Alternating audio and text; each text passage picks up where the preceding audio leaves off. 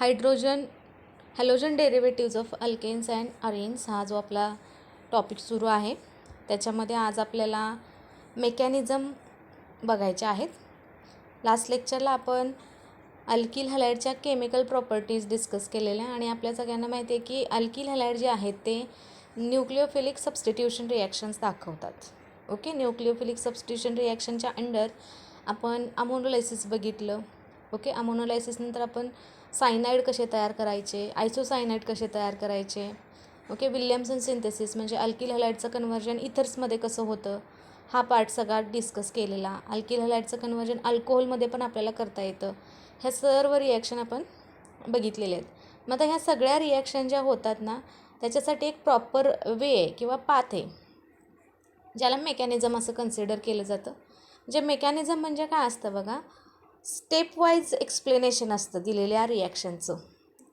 म्हणजे step wise एक्सप्लेनेशनचा अर्थ काय, रिॲक्शन म्हणजे आपण काय म्हणतो की ज्याच्यामध्ये रिॲक्टंटचं कन्व्हर्जन प्रोडक्टमध्ये होतं. मग रिॲक्टंट प्रोडक्टमध्ये कन्वर्ट होत असताना कशा स्टेप्स येतात त्याच्यामध्ये हे जे डिस्क्रिप्शन असतं ना त्याला त्या रिॲक्शनचं मेकॅनिझम असं म्हटलं जातं. डेफिनेशन बघा काय दिले, step by step description of how reactant is get converted into product is called as a mechanism of reaction. मग असे दोन मेकॅनिझम तुम्हाला यावर्षी आहेत. एक आहे SN2 मेकॅनिझम आणि दुसरा आहे SN1 mechanism. What do mean by SN2 and SN1. आता इथं प्रत्येक अल्फाबेटचं मिनिंग आहे काहीतरी. S stands for a substitution. S म्हणजे सबस्टिट्यूशन, N म्हणजे न्यूक्लिओफिलिक आणि 2 हा जो नंबर आहे ना तो त्या रिॲक्शनची ऑर्डर दाखवतो. म्हणजे ती रिॲक्शन फर्स्ट ऑर्डर आहे का सेकंड ऑर्डर आहे. आता इथं 2 आलं आहे म्हटल्यानंतर हे मेकॅनिझम सेकंड ऑर्डर रिॲक्शनशी रिलेटेड येतं.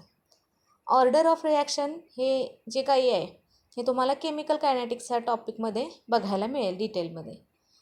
आता हा जो SN2 हा जो पॉईंट आहे ना, नुसतं SN2चा तुम्हाला जो ॲब्रिवेशन आहे ना, S stands for, N stand for असं 1 मार्कचा क्वेश्चन विचारला जाऊ शकतो. व्हॉट इज SN2 असा क्वेश्चन विचारला जाईल. S म्हणजे सबस्टिट्यूशन, N म्हणजे न्यूक्लिओफिलिक, 2 म्हणजे बाय मोलेक्युलर.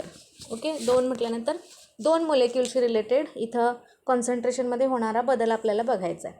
तर बघा ही न्यूक्लिओफिलिक रिॲक्शन आहे आणि ह्याचं एक्झाम्पल घेतलं की समजा अल्किल हॅलाइड घेतलं आणि त्याचं हायड्रोलायसिस फॉलो केल्यानंतर त्याचं कन्व्हर्जन अल्कोहोलमध्ये होतं.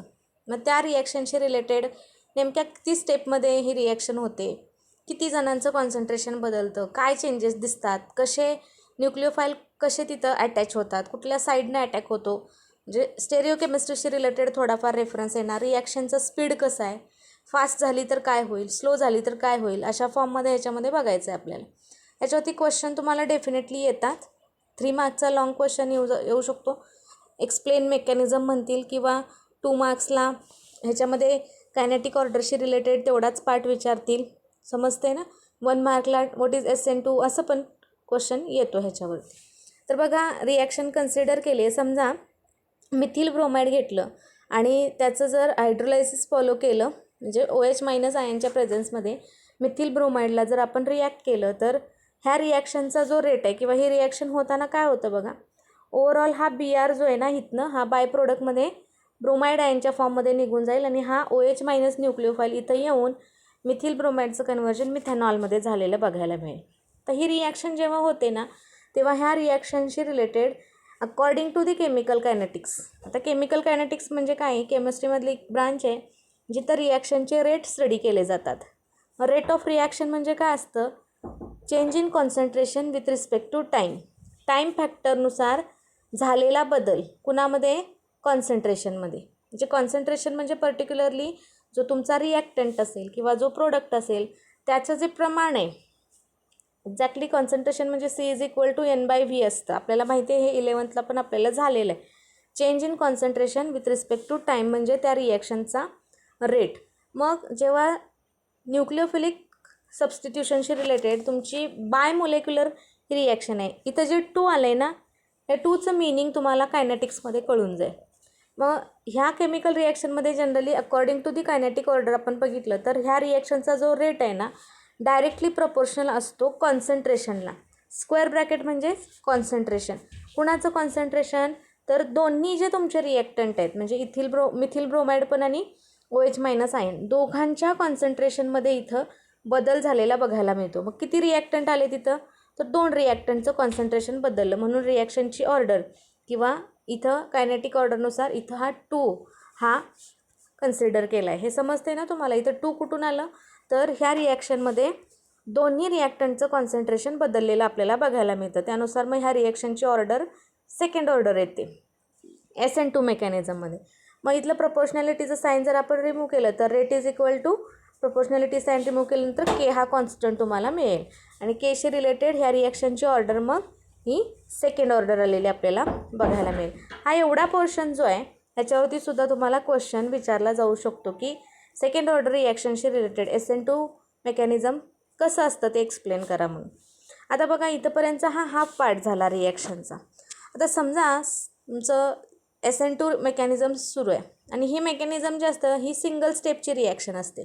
तर सिंगल स्टेप म्हणजे एका स्टेपमध्ये डायरेक्टली मिथिल ब्रोमाइडला अल्किल हॅलाइडला OH मायनस आयनबरोबर कंबाईन केल्यानंतर ह्यातून तुम्हाला प्रोडक्ट आणि बाय प्रोडक्ट एका स्टेपमध्ये मिळतात. इथं 2 स्टेपची ही रिॲक्शन नाही आहे, सिंगल स्टेपमध्ये ही रिॲक्शन होते. पण ही रिॲक्शन होत असताना ह्याच्यामध्ये कंडिशन काय आहेत, सायमल्टेनियसली 2 प्रोसेस चालू असतात. बॉन्ड इथं इथं एक जुना बॉन्ड ब्रेक पण होतो आणि एक नवीन बॉन्ड इथं काय केला जातो, फॉर्म पण केला जातो. ओके. आणि SN2 मेकॅनिझममध्ये जर आपण कन्सिडर केलं तर बॅकसाईडचे अटॅक असतात. म्हणजे जो तुमचा न्यूक्लिओफाईल आहे हा पाठीमागच्या बाजूनं तुमच्या कार्बन हा पॉझिटिव्हली चार्ज आहे ना, आपल्याला न्यूक्लिओफिलिक सबस्टिट्यूशन बघतोय आपण. OH मायनस आयन हे कार्बन पॉझिटिव्ह सेंटरवरती पाठीमागच्या साईडनं अटॅक करतात. हे कशासाठी, तर स्टेरिक हिंड्रन्स जो आहे, स्टेरिक इफेक्ट हा एक इफेक्ट आहे ज्याच्यामध्ये ओव्हरऑल बल्की ग्रुपमुळं स्ट्रक्चरमध्ये चेंजेस झालेले बघायला मिळतात. आणि हे अवॉइड करावं म्हणून काय केलं जातं, OH मायनस आयन जो आहे ना तो बॅकसाईडनं अटॅक करतो आणि जेव्हा तो बॅकसाईडनं इथनं अटॅक केला त्यानं, मग हा इथं येणार म्हणजे इथं एक काहीतरी नवीन बॉन्ड तयार होणार आहे. कार्बनची व्हॅलन्सी 5 होईल इथं. ती अवॉइड करायला मग इथनं Br मायनस आयन सायमल्टेनियसली निघून जातो. म्हणजे हा बॉन्ड इथं ब्रेक होतो, नवीन बॉन्ड इथं फॉर्म पण केला जातो. म्हणून ही सिंगल स्टेपची रिॲक्शन असलेली आपल्याला बघायला मिळते. आता एक्झॅक्टली ह्याच्यामध्ये ही जी स्टेप दाखवलेली आहे ही खूप महत्त्वाची आहे. लक्षात ठेवा, जेव्हा फुल क्वेश्चन याच्यावरती येणार तेव्हा हे एवढं रिप्रेझेंट करायला अजिबात विसरायचं नाही आहे. तर तुम्हाला काय दिसते बघा, तर आपण लास्ट लेक्चरला बॉन्ड रिप्रेझेंटेशनचे म्हणजे स्टेरिओ केमिस्ट्रीमध्ये बॉन्ड कसे दाखवले जातात हे बघितले. बॉन्ड सॉलिड लाईननं दाखवले जातात, बॉन्ड वेजच्या फॉर्ममध्ये दाखवले जातात, डॅश फॉर्ममध्ये दाखवले जातात. आता इथं बघू शकता तुम्ही सॉलिड लाईनमध्ये म्हणजे आता हा इथला जो आहे हा फ्रंटचा कार्बन आहे म्हणजे अबोव दी प्लेन समोरचा, हा डॅश आहे हा बॅक साईडला असणार आहे बिलो दी प्लेन, आणि हे थ्रू आउट दी एजेस हे 2 बॉन्ड जे ते एजमधनं जर कन्सिडर केलं तर ते बाहेर आलेले दिसणार तुम्हाला. OH मायनस आयन काय करतो, बॅक साईडनं या कार्बनवरती अटॅक करणार. आणि इथं ॲरोवरती काय दिले बघा, ही प्रोसेस कशी आहे, स्लो आहे. ही प्रोसेस कशी होते, जनरली स्लो. आणि ही स्लो प्रोसेस जी आहे, आता जी फास्ट आणि स्लो अशा 2 स्टेप असतात. जी स्लो प्रोसेस असते रिॲक्शनमध्ये ती असते RDS म्हणजे रेट डिटरमायनिंग स्टेप. ह्या स्टेपमधनं म्हणजे कुठलीही रिॲक्शन घ्या त्या रिॲक्शनमध्ये जी स्टेप स्लो असते त्या स्टेपवरूनच रिॲक्शनचा रेट आपल्याला फाइंड आउट करता येतो.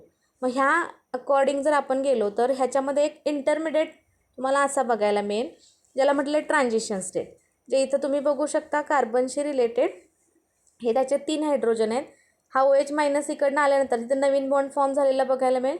सायमल्टेनियसली हा बॉन्ड ब्रेक व्हायला चालू होईल आणि मग नंतर ही झाली बॉन्ड ब्रेकिंगची स्टेप ओव्हरऑल. आणि इथं नवीन बॉन्ड ही स्टेप जी आहे फॉर्म होण्याची जी स्टेप आहे इट इज फास्ट वन. समजते. फायनली हा प्रोडक्ट तुम्हाला इथनं मिळून जाणार.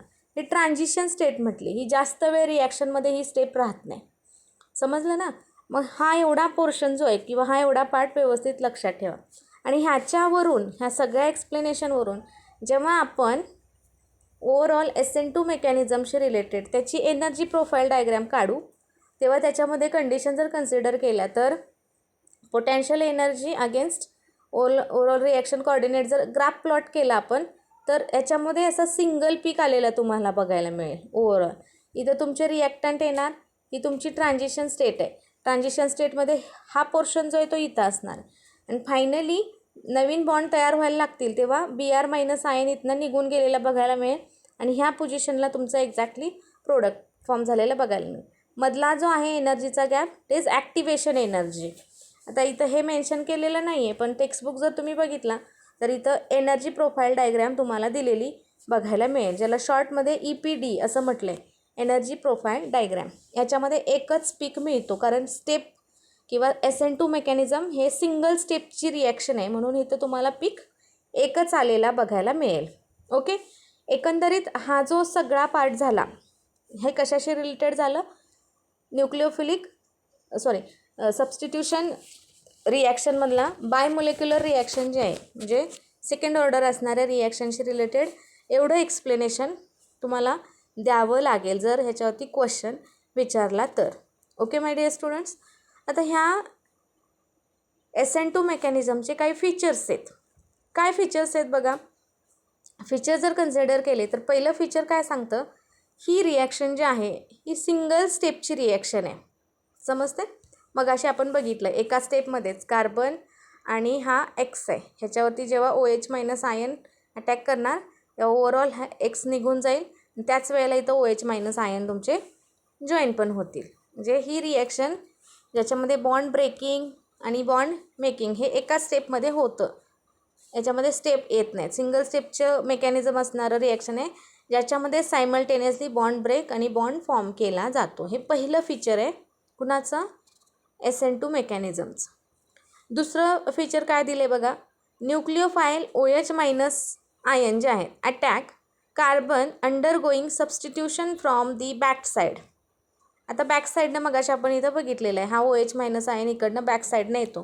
काय येतो तर जो काही तिथं स्टेरिक हिंड्रन्स क्रिएट होईल, म्हणजे बल्की ग्रुपमुळं हेवी ग्रुपमुळं स्ट्रक्चरमध्ये थोडेसे चेंजेस येऊ शकतात, हे अवॉइड करायला जो तुमचा न्यूक्लिओफाईल आहे तो कार्बनवरती जेव्हा सबस्टिट्यूट होणार तेव्हा तो मागच्या बाजूनं त्या कार्बनवरती अटॅक दाखवतो. हां, आणि हे फक्त SN2 मेकॅनिझममध्येच पॉसिबल असलेलं आपल्याला बघायला मिळतं. हे दुसरं फीचर आहे regarding to the SN2 mechanism. Next third feature काय दिले बघा, ट्रान्झिशन स्टेट जी फॉर्म होते.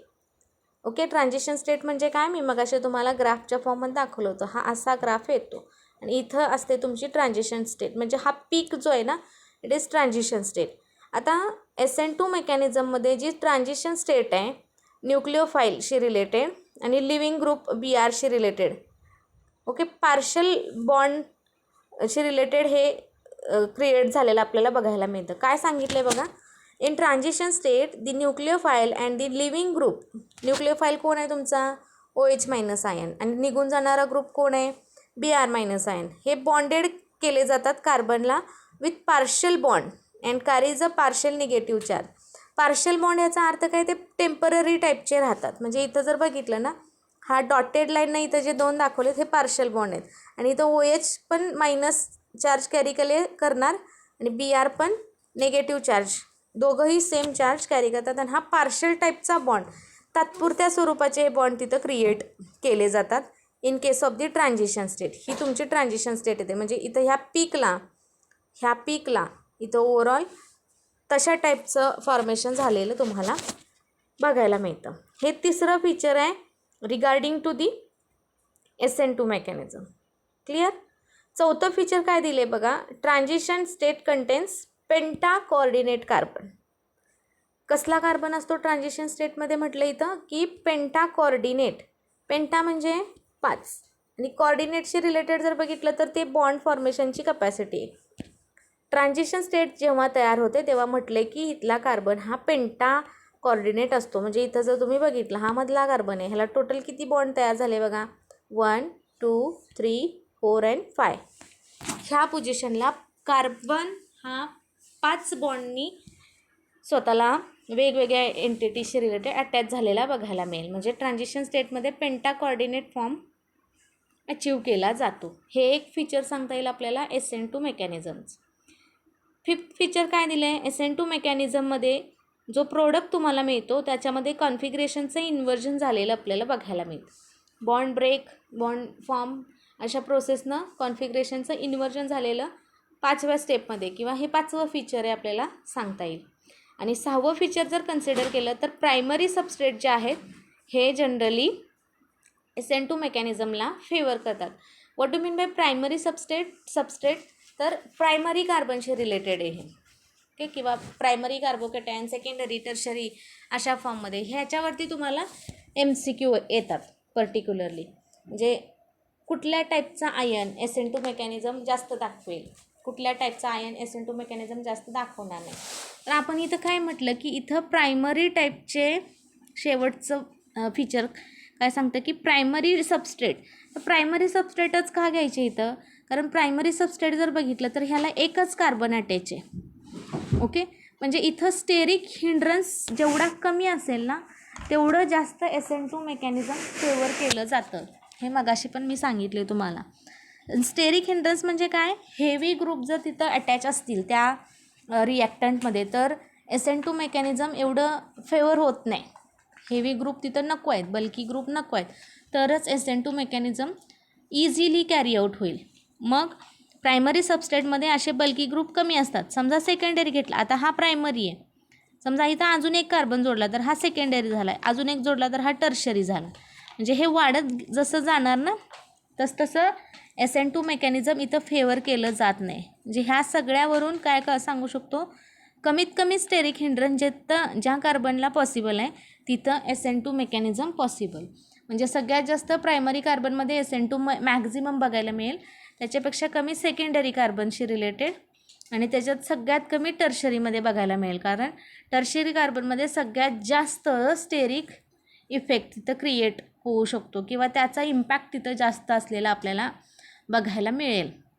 ओके, कळतं आहे ना. म्हणजे हे सगळं जे काय आहे एक्सप्लेनेशन, हे मेकॅनिझम आपण आज एक बघितलं, which is known as a substitution nucleophilic bimolecular reaction किंवा बायमोलेक्युलर न्यूक्लियोफिलिक सबस्टिट्यूशन रिॲक्शन. 2 ह्या नंबरचा अर्थ आहे बायमोलेक्युलर, 2 मोलेक्युलचं कॉन्सन्ट्रेशन इथं बदलतं म्हणून रिॲक्शनची ऑर्डर 2 आली आहे, हे लक्षात ठेवा. इथं आपण हे शॉर्टमध्ये बघितले. रेट म्हणजे काय, कॉन्सन्ट्रेशनमध्ये झालेला बदल विथ रिस्पेक्ट टू टाईम. इथं दोन्ही रिॲक्टंटचं कॉन्सन्ट्रेशन टाईम फॅक्टरनुसार बदलतं. म्हणजे मिथिल ब्रोमाइड पणचं कॉन्सन्ट्रेशन बदलतं आणि OH- आयनचं कॉन्सन्ट्रेशन पण इथं चेंज होतं. त्यामुळं ओव्हरऑल रिॲक्शनची ऑर्डर ही काय येते, इथं सेकंड ऑर्डर आलेली आपल्याला बघायला मिळते. बाकी ह्याच्यावरती क्वेश्चन मी मगाशी सांगितले त्या पद्धतीनं तुम्ही बघू शकता. ओव्हरऑल लॉंग क्वेश्चन तुम्हाला एक्सप्लेन SN2 मेकॅनिझम विचारतील. किंवा अजून एक पॉसिबिलिटी क्वेश्चनची काय बघा, कसं विचारतात, explain the hydrolysis of methyl bromide. Explain the alkaline hydrolysis of methyl bromide. याचा अर्थ तुम्हाला कळतं आहे ना, मिथिल ब्रोमाइड हा प्रायमरी टाईपशी रिलेटेड येतो कार्बन. इथं मिथिलच्या ऐवजी इथिल पण विचारू शकतात, समजते. OH- आयनच्या प्रेझेन्समध्ये ओव्हरऑल Br- आयन निघून जातील, त्याच्या जागी OH- आयन येऊन अल्किल हलाइडचं कन्व्हर्जन अल्कोहोलमध्ये क्रिएट होईल. आणि हे सगळं कन्सिडर करून मग हे तुमचं SN2 मेकॅनिझम येतं. ओके, नेक्स्ट लेक्चरला मग आपण पुढचा जो पार्ट आहे SN1 मेकॅनिझम हा सेम ह्याच्यासारखाच आहे तो डिस्कस करणार आहे. Okay, thank you.